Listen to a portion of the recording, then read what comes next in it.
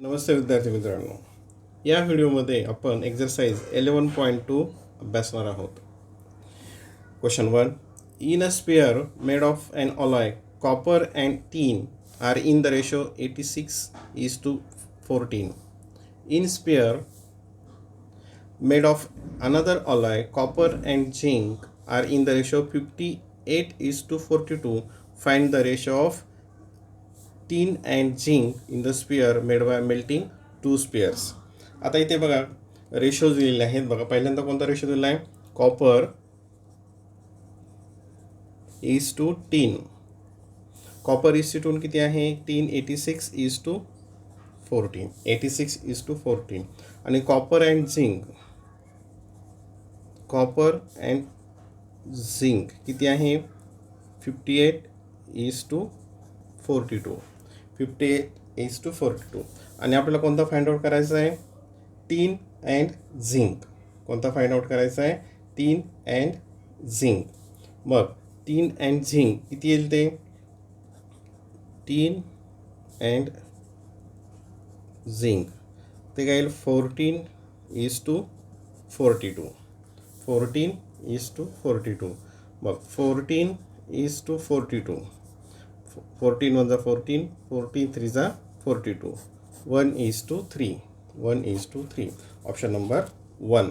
Option number 1. Question number 2. Four numbers are in proportion. Their extreme terms are 2 and 54. The extreme terms are 2 and 54. One of the middle term is thrice of the other one. Find the middle terms. आता बघा extreme terms दिलेले आहेत. कोणती आहे? 2 इथली माहीत नाही, ही माहीत नाही, आणि लास्टची दिलेली आहे 54. 2 and 54. आणि हे जे मिडल टर्म्स आहेत त्यांचं काय रिलेशन आहे? One of the middle term is thrice the other. म्हणजे ही जर एक्स असेल तर ही काय असेल? 3x. एक दुसऱ्याच्या काय आहे? 3 टाइम्स आहे. म्हणजे ही जर एक्स घेतली तर ही किती असेल? 3x असेल. Find the middle terms. या मिडल टर्म्स कोणते आहेत ते फाइंड आउट करायचे. आता तुम्हाला माहिती आहे की the product of extreme is equals to the product of mean. म्हणजेच काय? x into 3x equals to 2 into 54. 2 into 54. आता x इंटू 3x ते काय येईल? 3x² equals to 2 into 54. 2 into 54. x² equals to, आता हे काय होईल? या ठिकाणी डिवाइड होईल. 2 इंटू 54 डिवायडेड बाय 3. आता 3ने ह्या 54ला डिवाइड करूयात. 3 1 3. 3 1 3. इथे 2 कॅरी आलं.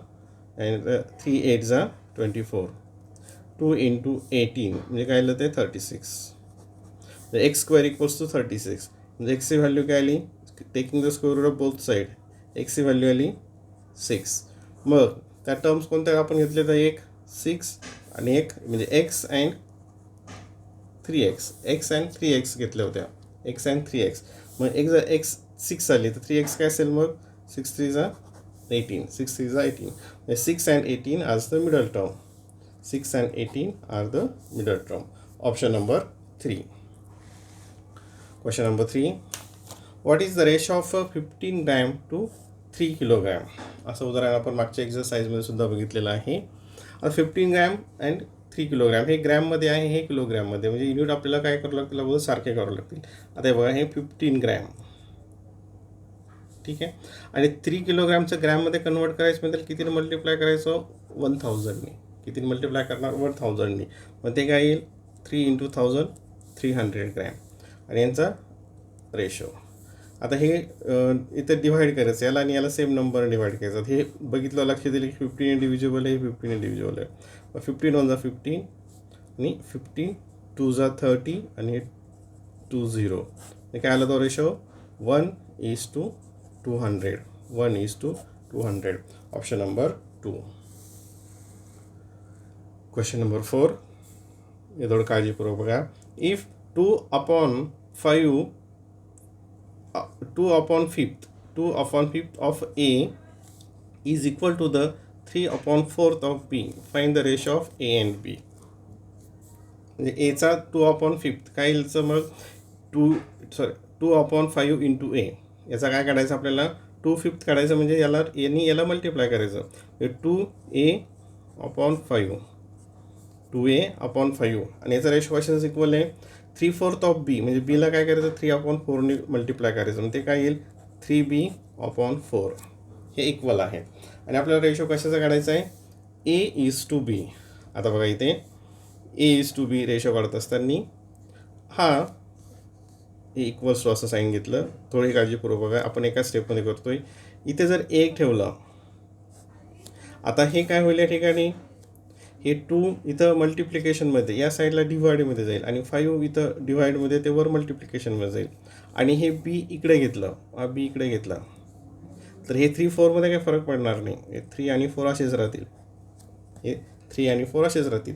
पण आता हे इकडचे जे आहे 2 आणि 5 हे इकडे काय होईल, हे 2 इथं डिनॉमिनेटरला असेल आणि 5 हे वर इथं न्यूमरेटरला असेल. 5 ही न्यूमरेटरला असेल. आता बघा इथे इक्वल्स टू कॅन्सल होतं आहे का नाही, 3×5 = 15 अँड 4×2 = 8. a/b equals to 15/8. म्हणजेच काय a:b equals to 15:8. 15:8. Option number 4. Option number 4. Question number 5 असे उदाहरणं पण आपण सोडलेले आहेत. What is the ratio of 2.7 decalitre to 45 decilitre. Decalitre आणि डेसिलिटरचं काय करायचं आहे रेशो काढायचा आहे. तर ह्या डेकालिटरला आपण काय करूयात डेसिलिटरमध्ये कन्वर्ट करूयात, ते आपल्याला सोपं जाईल. आणि डेकालिटरला डेसिलिटरमध्ये कन्वर्ट करत असताना कितीने मल्टिप्लाय करावं लागतं, तर 100ने. कितीने मल्टिप्लाय करतात 100ने. मग 2.7 बघा 2.7 इंटू 100. आता काय होईल या ठिकाणी डेसिलिटर आणि इकडचं किती आहे 45 decilitre.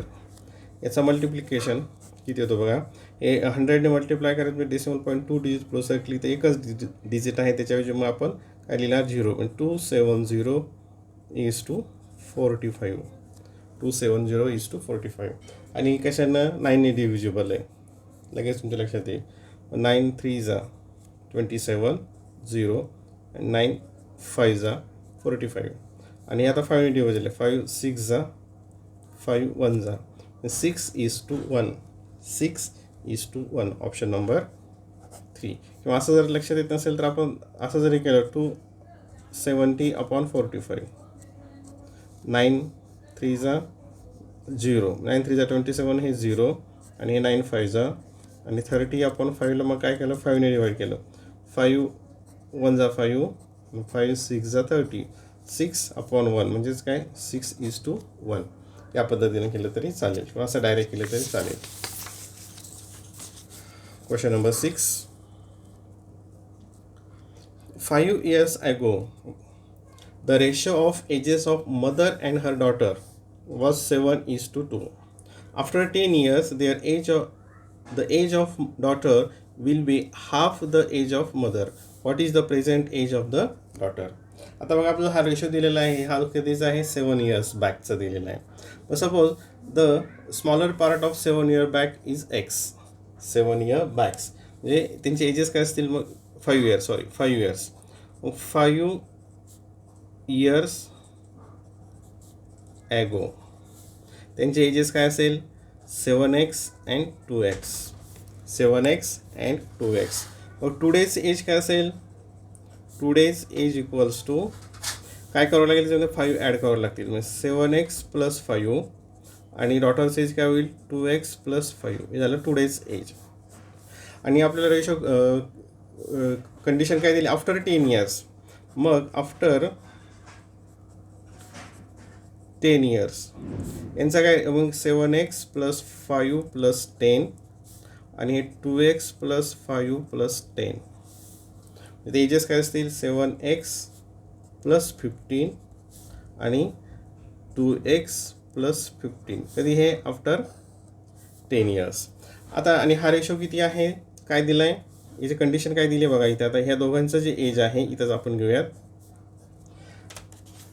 The age of daughter will be the half of the mother. म्हणजे हे जे मदर्स एज आहे डॉटरच्या हाफ आहे, म्हणजे याच्यात ते डबल असेल, म्हणजे याला काय करावं, multiply two equals to the age of mother, किंवा याला 1/2ने हाफ केलं म्हणजे 1/2ने मल्टिप्लाय करायचं, मग इकडे 2ने ते मल्टिप्लाय होईल 1/2 केल्यानंतर हाफ करायचं असेल तर. आता बघा आपण हे इक्वेशन इथं सॉल्व करूयात.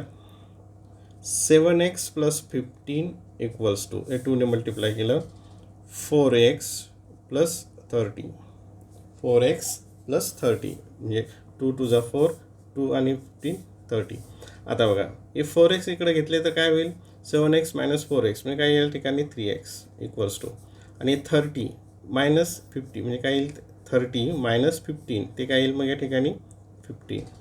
एक्सची व्हॅल्यू काय आली, एक्सची व्हॅल्यू आली 5, एक्सची व्हॅल्यू काय आली 5. आणि कोणाचं, what is the present age of mother. मग आता बघा 5 years ago, 5 years ago mother's age किती असेल मग 7x × 5 म्हणजे काय येईल ते 35, किती येईल ते 35. आणि टुडेज एज, टुडेज एज काय येईल मग 35 + 5 म्हणजे किती असेल ते 40. तर टुडेज एज काय येईल 7x + 5, टुडेज एज काय 7x + 5, 5 35 + 5 equals to 40. Option number 1, option number 1. Question number 7. For the constant temperature, the volume of an enclosed gas and the pressure on it are in inverse proportion. If the pressure on the gas is 750 units, then the volume of the gas is 1140 liters. If the pressure increased by 10 units, then what will be the change in the volume. आता बघा pressure आणि volume म्हणजे काय, volume and pressure, the volume and the pressure यांचं कशामध्ये आहे, हे inverse व्हेरिएशनमध्ये आहे. व्हॅल्यूम अँड प्रेशर हे इनव्हर्स व्हेरिएशनमध्ये आहे. आणि इनव्हर्स व्हेरिएशनमध्ये काय असतं, the product is constant, product काय असतो त्यांचा कॉन्स्टंट असतो. मग आता बघा हे प्रेशर व्हॅल्यूम, प्रेशर किती आहे 750 and volume 1140 equals to pressure increase by 10 units, म्हणजे प्रेशर काय वेळेला त्या ठिकाणी 10 युनिट्स मिळते 760. आणि काय काढायचं आहे, व्हॉट इज द व्हॅल्यूम काढायचं आहे. हे इक्वेशन इथे फॉर्म होतं. देअरफॉर व्हॅल्यूम इक्वल्स टू, हे व्हॅल्यूम इकडे काय होईल डिवाइड होईल, म्हणजे 750 × 1140 अपॉन 760 अपॉन 760.